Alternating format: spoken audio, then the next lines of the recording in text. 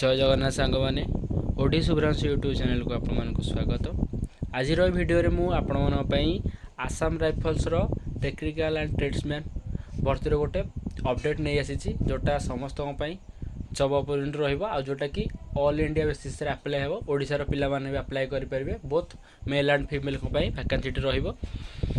तो बहुत पिला माने एबे आसाम राइफल्स प्रति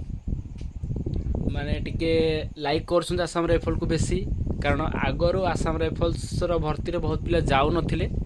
तो एबे किंतु आसाम राइफल्स पिला मानकर बहुत सारा इगरली वेटिंग अच्छे आसाम राइफल्स भर्ती केबे बाहर यार प्रीवियस भर्ती 2023 रे भर्ती बाहर थिला दीटी भर्ती बाहर थिला किंतु से एते वैकेंसी नथिला कि सब पिला जाई कि सेथिरे भर्ती देई परिबे। या पूर्व थर 161 पोस्ट बाहर थिला ता पूर्व 2023 रो जनवरी मासरे गोटे भर्ती बाहर था जो ओडिशा केवल एससी एसटी पिला वैकेंसी था अलग कैटेगरी पिला वैकेंसी नाला। तो पिला माने बहुत सारा वेट करते कि केबे आसाम राइफल्स भर्ती आसो आसाम राइफल्स भर्ती आसो यार 2022 जो भर्ती था टेक्निकल ट्रेड्समैन प्राय 1300+ पोस्ट बाहर था जो भर्ती में मुझे निजे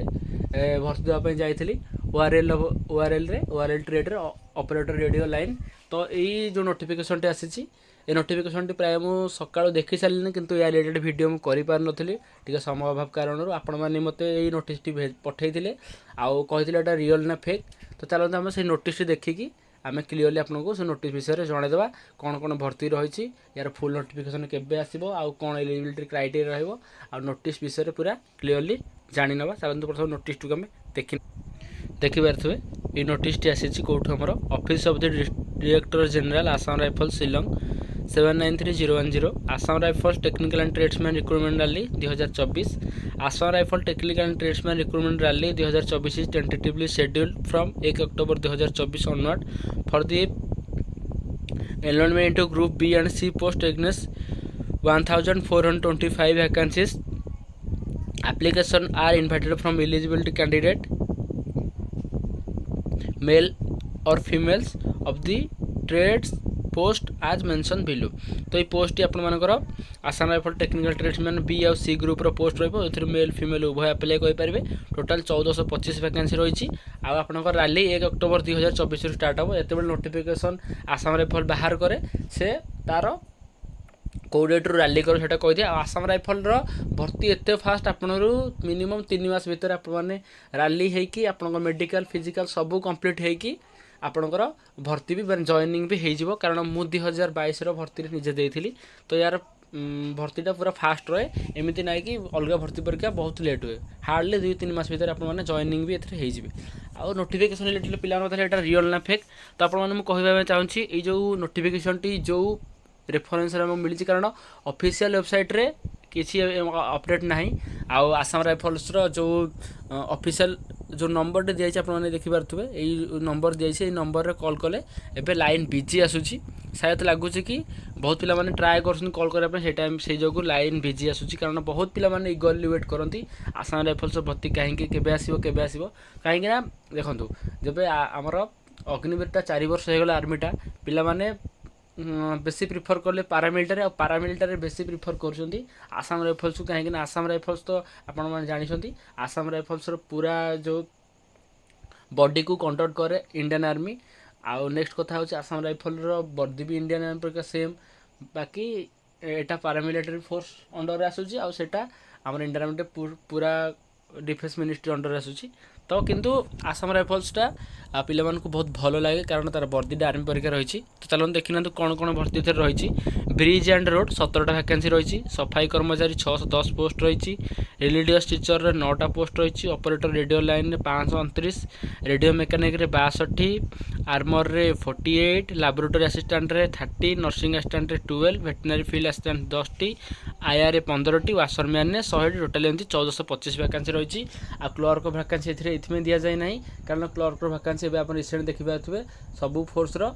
क्लर्क वैकेंसी स्टेनोग्राफर वैकेंसी एवं रिसेंट फॉर्म अप्लाई होता सबू पोस्ट पर। तो क्लर्क वैकेंसी दिए ना जेहेतु ये क्लर्क वैकेंसी दि जाए ना तो यहाँ आमको 100% रियल लगुच कि आउ जेपर्यंत तो फुल नोटिफिकेशन आसनी कारण आसाम राइफल जब सर्ट नोटिफिकेशन अपलोड करे मिनिमम तार 4 to 5 days भितर completely full notification site upload कर दिए आ सर्ट नोटिफिकेशन केतेबेले भी तार ऑफिशियल वेबसाइट रे अपलोड हुएनी एटा केवल रिक्रुटमेंट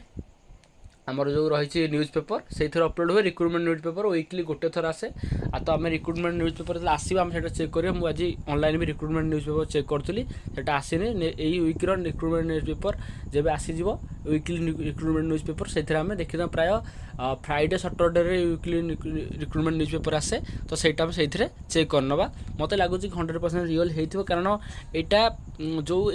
नोटिफिकेशन जो रेफरेन्स आसी से भाई जो थर भी आमको आसाम राइफल भर्ती विषय अपडेट दियंती ताकर भी सी निजे भी आसाम राइफल पोस्टेड अच्छा तो सी जो थर भी आम नोटिफिकेशन दियंती तार किसी दिन भितर भर्ती आसी जाए आ 161 पोस्ट नोटिफिकेशन भी से आमको देते पिला माने कहते कि फेक फेक फेक किंतु 2-3 दिन भितर नोटिफिकेशन आसाला तो मुझे कहूँ कि आपण मैंने यही संडे जाए वेट करूँ सटरडे संडे जाए आज तो बुधवार हो गला शुक्रवार शनिवार जाए वेट करूँ आपको फुली कन्फर्मेशन देदेव 100% कि नोटिफिकेशन रियल ना फेक कारण शुक्रवार शनिवार आमर आसी जाए एम्प्लॉयमेंट न्यूज पेपर से भी आपको अपडेट देदेवि तो ता पूर्व आपने जानते चाहते कौ पोस्ट पर आप एलिजिबल अच्छा जो मैंने तो आगे देते कि जानी आउ एज क्राइटेरिया आपको कहीदे आपर 18 ରୁ 23 वर्ष ओबीसी मान 3 वर्ष रिलैक्सेशन आ SC/ST मान 5 वर्ष रिलैक्सेशन आउ नेक्स्ट हूँ ब्रिज एंड रोड पर आपर सिविल जो मैंने करेंगे आमर डिप्लोमा सिविल थी ब्रांच से मैंने अप्लाई करेंगे सफाई कर्मचारी नॉर्मल 10th पास रिलीजियस टीचर जो मैंने रिलीजियस टीचर जो मैंने रिलीजियस टीचर मैंने कोर्स करते संस्कृत कोर्स करेंगे जो भी फिल्ड आप जी जमी कि जो धर्म पर आप रिलीजियस टीचर मैंने आम पूजार रही से टाइप से जो आर्मी जो सब आम मंदिर रही जहाँ भी सब रही से आप पूजक हिसाब से रे जोटा कि आम जेसीओ रे आप बाहरी 9टी तार operator radio and line 529 post जोटा कि आपर havildar rank direct havildar entry आउ ए +2 साइंस मागा जाइए नेक्स्ट हूँ रेडियो मेकानिक 65 पोस्ट एथर जो मानकर ITI आ डिप्लोमा रेडियो मेकानिक ट्रेड नहीं कोर्स करते से पारे आर्मर भी आप नॉर्मल 10th पास आर्मरटा आप नॉर्मल +2 पास रहा साइंस आर्ट्स कॉमर्स समस्त अप्लाई करेंगे लैबोरेटरी असिस्टेंट जो मैंने लैबोरेटरी असिस्टेंट कोर्स करेंगे जो मानकर थी से अप्लाई कर nursing assistant +2 science veterinary field +2 science आया पैरामेडिकल एटा भी आप +2 नॉर्मल मगा जाइए आउ आयार आपण मैंने कोर्स करेंगे वाशरमैन आप नॉर्मल 10th पास मगाइए टोटाल हूँ 1425 वैकेंसी देखिए 2 number the aspirants are hereby advise to regularly visit Assam rifle official website for further details and submission of online application vacancy are tentative is subject to variation the Assam rifles has the right to make any changes in advertisement without assign any reason तो आपण मैंने vacancy website release कर दिया apply जेहतु October रू अच्छी August हो गला September गोटे मास रही तो गोटे मास भर आप आप्लाय हम आउ आडमिट कार्ड भी आसीज अक्टोबर तो आप जानते फिजिकाल तार हम आपको कहना एटार जो मैंने आप्लाय करेंगे यार भर्ती आमर नॉर्थ ईस्ट साइड हम आइदर आसाम जोरहाट सेंटर नहीं तो दीपू सेंटर तापर आमर नागालैंड सुखोबी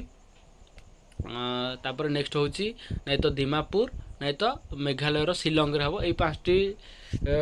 सेंटर रे आमर फिजिकाल हुए आउ आपण मानकर एका टाइम रे मिनिमम 20 दिन भितर फिजिकाल रिटिन ट्रेड टेस्ट हो आउ सबुथ ट्रेड टेस्ट रहा कंपलसरी ट्रेड टेस्ट से फिजिकाल पर आप ट्रेड टेस्ट हो फास्ट आप फिजिकाल दे सारे तापर आप सागे सागे ट्रेड टेस्ट हम ट्रेड टेस्ट मिनिमम 10 ରୁ 12 दिन पर आपंकर रिटिन टेस्ट कंडक्ट हो तो पूर्व थर मुझे देती आमर 20 दिन भितर फिजिकाल ट्रेड टेस्ट आउ रिटिन टेस्ट कंप्लीट हो जाता मेडिकल आमको नेक्स्ट आउ 15 दिन पर टाइम देकी नेक्स्ट मंथ रे रिजल्ट बाहर आज आम रिटिन टेस्ट सरला 4 दिन पर रिजल्ट बाहर आउ तार 12 दिन ना 13 दिन पर 12-15 दिन पर आम आडमिट कार्ड रिलीज कर दिया मेडिकल तापर जो डेट रे आडमिट कार्ड रिलीज है तार 10 दिन पर मेडिकल स्टार्ट हो जाता आउ मेडिकल पर 7 ରୁ 8 दिन भर रिजल्ट बाहर आउ तार नेक्स्ट 20 दिन पर जॉइन लेटर आसाला तापर पिला माने संगे संगे जॉइनिंग करेंगे मिनिमम कम्प्लीटली 3 ରୁ 4 ମାସ ଭିତରେ ପିଲାମାନଙ୍କର ସବୁ କଣ୍ଡକ୍ଟ ହେଇକି ଜଏନିଂ ବି ହେଇଯାଇଥିଲା। ତ ଏଇଟା ବହୁତ ବଡ଼ ଅପରଚ୍ୟୁନିଟି ରହିବ, ଯେଉଁମାନେ ବାହାରେ ଯାଇକି ମାନେ ଯାଇପାରିବେ, ବାହାରେ ଯାଇକି ଦେଇପାରିବେ। ଏବେ ତ କଷ୍ଟ ନାହିଁ, ସବୁ ଜାଗାରେ ଆରାମସେ ଯାଇପାରିବେ ଆପଣମାନେ। ଆଉ ଏବେ କମ୍ପିଟିସନ୍ ଆସାମ ରାଇଫଲ୍ ବି ବହୁତ ରହୁଛି, କାରଣ ପିଲାମାନେ ଆଗରୁ ଭର୍ତ୍ତି ବିଷୟରେ ଜାଣିପାରୁନଥିଲେ, ପିଲାମାନେ ଆସାମ ରାଇଫଲ୍ସକୁ ବି ଡରୁଥିଲେ ଯିବା ପାଇଁ ନର୍ଥ ଇଷ୍ଟ ସାଇଡ଼୍କୁ। ଏବେ କିନ୍ତୁ ପିଲାମାନେ ସମସ୍ତେ କମ୍ଫର୍ଟେବୁଲ୍ ହେଇଗଲେଣି, ସମସ୍ତେ ଆରାମସେ ଯାଇକି ଭର୍ତ୍ତି ଦେଇପାରୁଛନ୍ତି। ଆଉ ଏଥିରେ କମ୍ପିଟିସନ୍ ବହୁତ ରହେ। ଯେତେବେଳେ ଆମେ ବି ଯାଇଥିଲୁ ଭର୍ତ୍ତି ହେବା ପାଇଁ, ଆମେ ଭାବିଥିଲୁ ବହୁତ କମ୍ ପିଲା ଆସିଥିବେ, କିନ୍ତୁ ମୋର ମନେ ଅଛି ଓଡ଼ିଶାରୁ ମିନିମମ୍ 4000 5000 ପିଲା ଯାଇଥିଲେ ଅପରେଟର ରେଡ଼ିଓ ଲାଇନ୍ରେ ଭର୍ତ୍ତି ହେବା ପାଇଁ, ଯେଉଁଥିରେ ଟୋଟାଲ୍ ଆମର 19ଟା ଭ୍ୟାକେନ୍ସି ଥିଲା ସବୁ କାଟାଗୋରୀ ମିଶିକି। ସେଥିରେ ମିନିମମ୍ 5000 ପିଲା ପାଖାପାଖି ଭର୍ତ୍ତି ହେବା ପାଇଁ ଯାଇଥିଲେ। ଲାଷ୍ଟରେ ରିଟିନ୍ ପର୍ଯ୍ୟନ୍ତ, ଟୋଟାଲ୍ ମେଡ଼ିକାଲ୍ ପର୍ଯ୍ୟନ୍ତ ଲାଷ୍ଟରେ ମିନିମମ୍ 45ରୁ 50 ପର୍ଯ୍ୟନ୍ତ ପିଲା ଲାଷ୍ଟ ଷ୍ଟେଜ୍ ଯାଏଁ ଥିଲେ। ତାପରେ ଟୋଟାଲ୍ 19 ଜଣ ସିଲେକ୍ସନ୍ ହେଇଥିଲେ। ତ ଆପଣମାନେ ଜାଣିପାରୁଥିବେ କି କେତେ କ୍ରେଜ୍ ବଢ଼ିଲାଣି, ଓଡ଼ିଶାରୁ ପିଲାମାନେ ଯାଉଛନ୍ତି ଭର୍ତ୍ତି ଦେବା ପାଇଁ। ତ ଏଇଟା ଅଲ୍ ଇଣ୍ଡିଆ ଭର୍ତ୍ତି ବାହାରିବ। ଆଉ ଷ୍ଟେଟ୍ ୱାଇଜ୍ ଯେମିତି SSGDରେ ଷ୍ଟେଟ୍ ୱାଇଜ୍ ଆମର ଦିଆଯାଏ ଭ୍ୟାକେନ୍ସି, ସେମିତି ଷ୍ଟେଟ୍ ୱାଇଜ୍ ଭ୍ୟାକେନ୍ସି ରହିବ ସବୁ ପୋଷ୍ଟ ପାଇଁ। ତ ନେକ୍ସଟ ଯେତେବେଳେ ଫୁଲ୍ ନୋଟିଫିକେସନ୍ ଆସିଯିବ ବା ୟାର କିଛି ଅପଡ଼େଟ୍ ଆସିବ, ମୁଁ ଆପଣଙ୍କୁ ଚ୍ୟାନେଲ୍ ମାଧ୍ୟମରେ ଅପଡ଼େଟ୍ କରିଦେବି। ଯେଉଁମାନେ ଆପ୍ଲାଏ ପାଇଁ ଅଛନ୍ତି ସେମାନଙ୍କୁ ବି କେମିତି କ'ଣ ପ୍ରୋସେସ୍ ରହିବ,